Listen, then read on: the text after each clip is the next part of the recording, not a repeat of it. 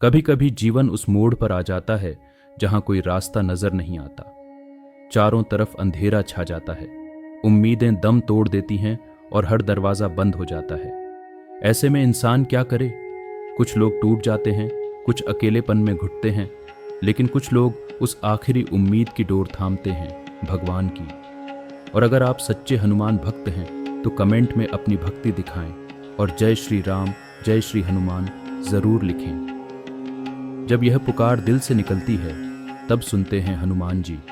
वो सिर्फ एक पौराणिक योद्धा नहीं, बल्कि एक ऐसी दिव्य शक्ति है जो हर उस इंसान की मदद करते हैं जिसे कोई नहीं सुनता, जिसे सबने छोड़ दिया। वो संकट मोचन है जो न सिर्फ बाहरी संकटों से बल्कि आत्मा के गहरे घावों से भी रक्षा करते हैं।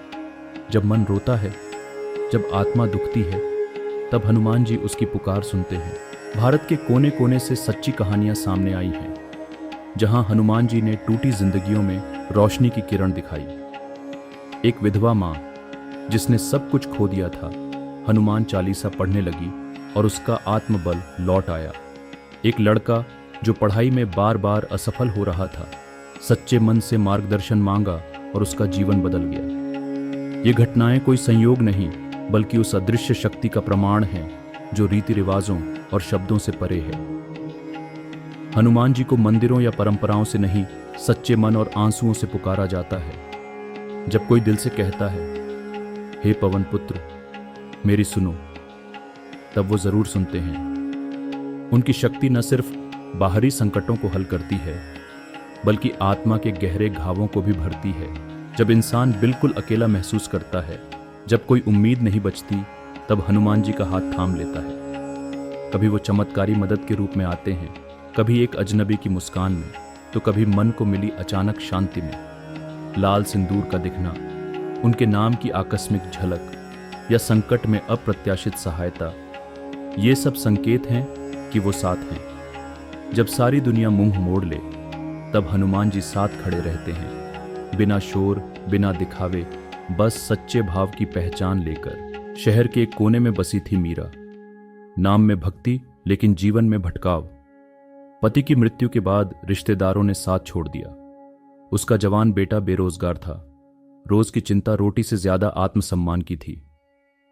एक दिन हताशा में मीरा ने छत पर चढ़कर आत्महत्या करने का मन बनाया। जैसे ही उसने कदम बढ़ाया, एक लाल रंग की डोरी उसके पैरों में लिपट गई। उसने सिर उठाया, सामने एक पुराना पोस्टर था, हनुमान जी का। उस दिन मीरा ने खुद से कहा, जो देवता मुझे मरने से पहले मिल गए, वो जीने का रास्ता भी देंगे। उसने हर सुबह हनुमान चालीसा का पाठ शुरू किया। पहले सिर्फ 2 पंक्तियां याद थीं, फिर धीरे धीरे पूरी चौपाइयां जुबान पर चढ़ गईं। कुछ ही हफ्तों में उसके बेटे को नौकरी मिली। मीरा ने सिलाई का काम शुरू किया। उसका टूटा मन फिर से जुड़ने लगा। दूसरी कहानी दिल्ली की संध्या की है। दहेज के कारण उसे ससुराल से निकाल दिया गया। 2 छोटे बच्चों के साथ वो एक मंदिर के पास फुटपाथ पर सोती थी। एक रात उसके छोटे बेटे को तेज बुखार चढ़ा। इलाज के लिए पैसे नहीं थे। वो मंदिर की सीढ़ियों पर सिर रखकर रोते हुए बोली, हनुमान जी, अगर मेरे पास कोई नहीं तो तू ही है। सुबह एक बुजुर्ग व्यक्ति ने उसके हाथ में एक थैला थमाया, जिसमें दवाइयां, खाना और एक कंबल था। वो मुस्कुराकर चला गया। संध्या को आज तक नहीं पता वो कौन था, लेकिन उस दिन से उसे कोई डर नहीं लगता। मुंबई की एक रात अस्पताल के बाहर बैठी थी श्रुति। उसके पिता की जान बचाने के लिए ऑपरेशन जरूरी था, लेकिन पैसे नहीं थे। हर दरवाजा खटखटाया, पर हर जगह से निराशा मिली।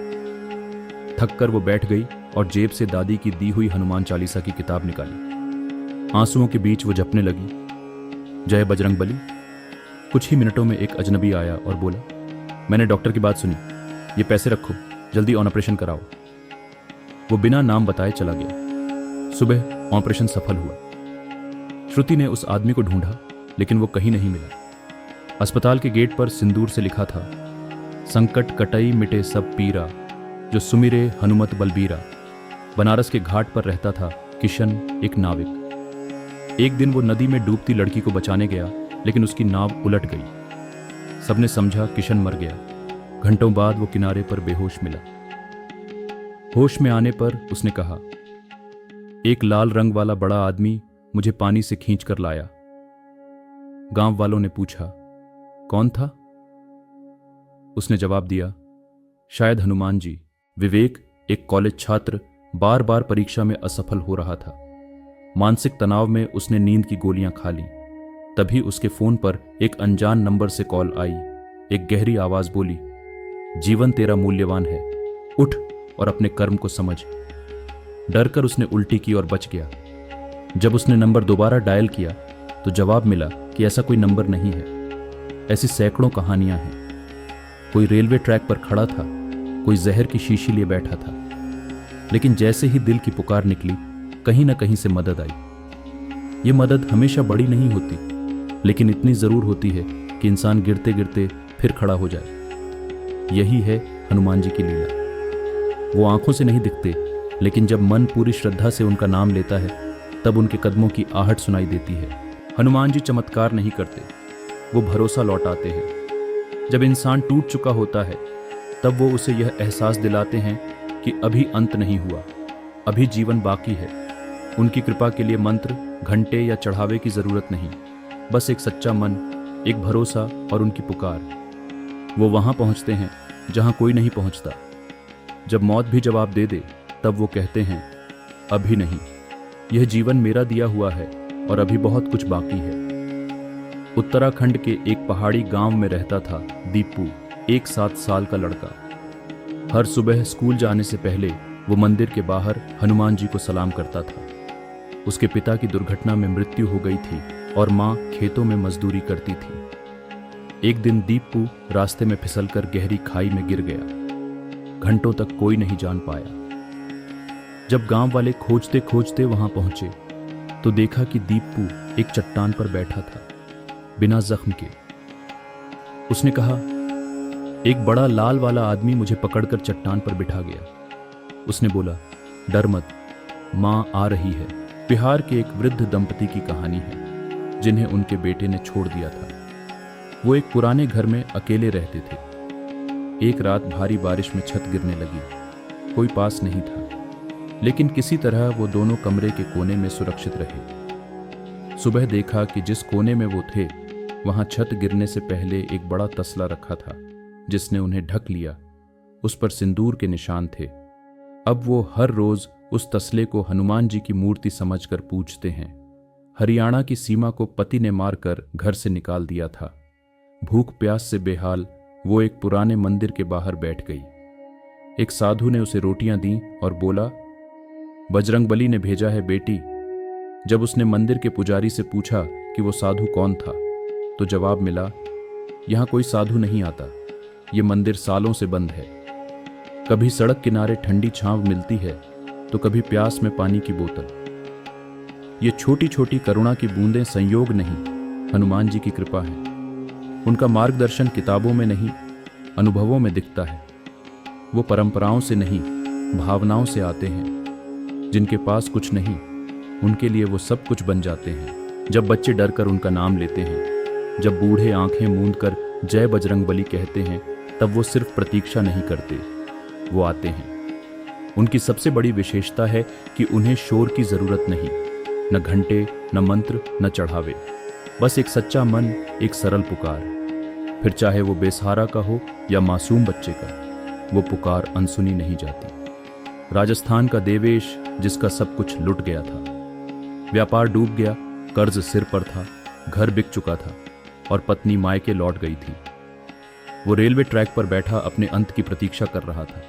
तभी एक तेज हवा चली और पास रखी हनुमान चालीसा की किताब उसकी गोद में आ गिरी। उसने ट्रैक छोड़ा और कहा, तूने आज फिर जान बचाई।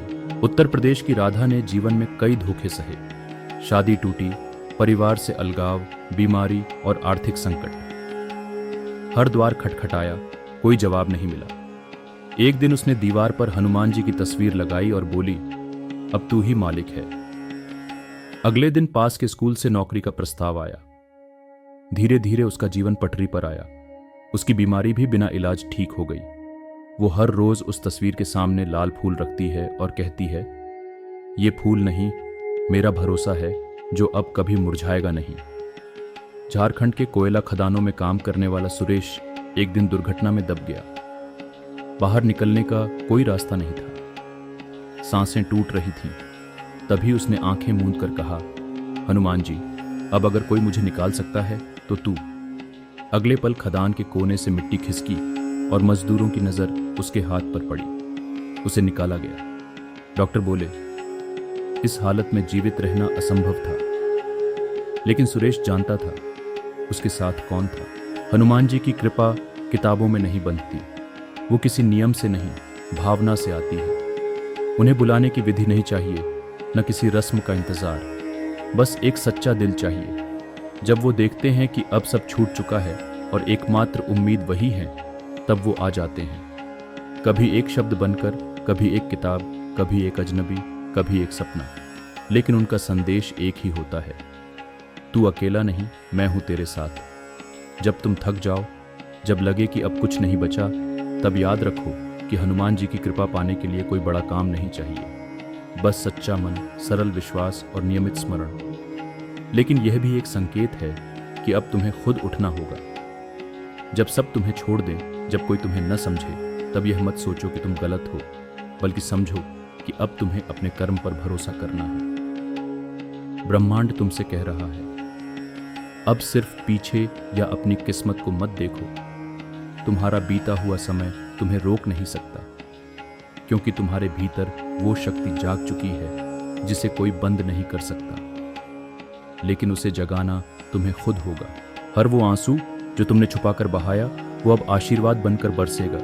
लेकिन तभी जब तुम उठकर काम करोगे, जब तुम कहो थक गया हूं, अब किस्मत ही जाने, तब जवाब दो, नहीं, मैं चलूंगा और अपनी किस्मत खुद बनाऊंगा। क्योंकि बाबा बजरंगबली कहते हैं, सही रास्ता कर्म का है। जब तुम हार मानने के कगार पर हो, तब तुम्हारी किस्मत करवट लेने लगती है। लेकिन तभी जब तुम कोशिश करते हो। तुम नहीं जानते, लेकिन मैं जानता हूं, तुम्हारी मेहनत अब रंग लाने वाली है। हर थकावट के बाद विश्राम आता है। तुम सोचते हो कि प्रार्थनाएं बेकार हैं क्योंकि जवाब नहीं मिल रहा, लेकिन मैं कहता हूं, जब मैं शांत होता हूं तब भी कार्य कर रहा होता हूं। मैं सिर्फ उनकी मदद करता हूं जो खुद अपनी मदद करते हैं। मैं हर दरवाजा देख रहा हूं, हर मुश्किल हटा रहा हूं, लेकिन तुम्हें उस दरवाजे तक चलना होगा। तुम जिसे देरी समझते हो, वो मेरी सिद्ध योजना का हिस्सा है जो तुम्हें उठने का मौका दे रही है। तुम्हारा रास्ता आसान नहीं, क्योंकि वो कर्मठ लोगों के लिए है। सबसे कठिन मार्ग उसी आत्मा के सामने आता है जो सबसे ऊंची उड़ान भरने वाली है। लेकिन वो कर्म करके जाती है, भाग्य के भरोसे नहीं। हर रात के बाद सूरज उगता है और तुम्हारी जिंदगी की रात अब पूरी होने वाली है। लेकिन सूरज उगने के लिए तुम्हें उठना होगा। तुम्हारे भीतर की लौ अभी बुझी नहीं है। तुम चमकोगे विश्वास से, मेरी कृपा से, लेकिन तुम्हारी अपनी मेहनत से। तुम्हारी चाल अब केवल तुम्हारी नहीं, एक संकल्प बन चुकी है, कर्म का संकल्प। तुम जिन संघर्षों से गुजरे, वो तुम्हें तोड़ने नहीं, निखारने आए थे। हर आंसू, हर असफलता एक तैयारी थी उस उजाले के लिए जो अब तुम्हारे सामने है। लेकिन तुम्हें उस उजाले की तरफ चलना होगा। जो दरवाजे बंद हुए वो अन्याय नहीं थे, वो इसलिए बंद हुए क्योंकि मैं चाहता था कि तुम उस मार्ग पर न जाओ जो तुम्हारे योग्य नहीं। अब जो खुलेगा वो तुम्हारा होगा, तुम्हारे कर्मों का पुरस्कार। संसार में लोग तुम्हें छोटा दिखाना चाहेंगे, तुम्हारे सपनों को कम आंकेंगे, लेकिन तुम उन्हें जवाब मत देना। तुम्हारा उत्तर तुम्हारा कर्म होगा, तुम्हारा उत्तर तुम्हारी शांति होगी, तुम्हारा उत्तर तुम्हारा उत्थान होगा। अगर तुम कभी असहाय महसूस करो तो मेरी आवाज याद करो। मैं तुम्हारे साथ हूं, लेकिन सिर्फ उनकी जो कर्म करते हैं। तुम्हारी जिंदगी के मोड़ संकेत हैं। तुम्हारे लिए रास्ते बदले नहीं जा रहे, नए बनाए जा रहे हैं, लेकिन तुम्हें उन पर चलना होगा। जो तुमने सोचा नहीं था वो अब संभव होगा, क्योंकि तुम अब मेरे विधान के उस चरण में हो जहां कर्म ही प्रधान है। अब रुकने का नहीं, उड़ने का समय है। तुम वो आत्मा हो जो अपने कर्मों से रास्ता बना सकती है। तुम्हारे भीतर महाशक्ति है, उसे पहचानो और कर्म करो। तुम अब वही इंसान नहीं रहे। तुम वो आत्मा हो जो अंधेरे से रोशनी तक खुद चलकर पहुंची है कर्म करके। हर दर्द, हर वो घड़ी जब तुमने हार मानने का विचार किया, उसे मैंने देखा। और आज मैं कहता हूं, वो सब अब तुम्हारे पक्ष में काम करेगा, लेकिन तभी जब तुम कर्म करोगे। तुम अब अपने भाग्य के निर्माता बनोगे अपने कर्मों से। जो तुम ढूंढ रहे थे, खुशी, पहचान, शांति, वो सब तुम्हारे भीतर है। मैंने तुम्हें उस मार्ग पर रखा जहां तुम भीतर की खोज कर सको। जिसने खुद को पा लिया, उसे इस संसार से कुछ खोने का डर नहीं, क्योंकि उसने कर्म से सब कुछ पाया है। तुम्हारी वो रातें जो अनंत लगती थीं, अब बीत चुकी हैं। जो तुमने खोया वो लौटेगा नए रूप में, ज्यादा उज्जवल और स्थायी तुम्हारे कर्मों के कारण। अब समय है फिर से जागने का। तुम साधारण नहीं थे, इसलिए तुम्हारा मार्ग कठिन था, लेकिन तुमने उस पर कर्म किया। अब मैं तुम्हें उसी मार्ग का पुरस्कार देने आया हूं। तुम्हें किसी को कुछ साबित नहीं करना।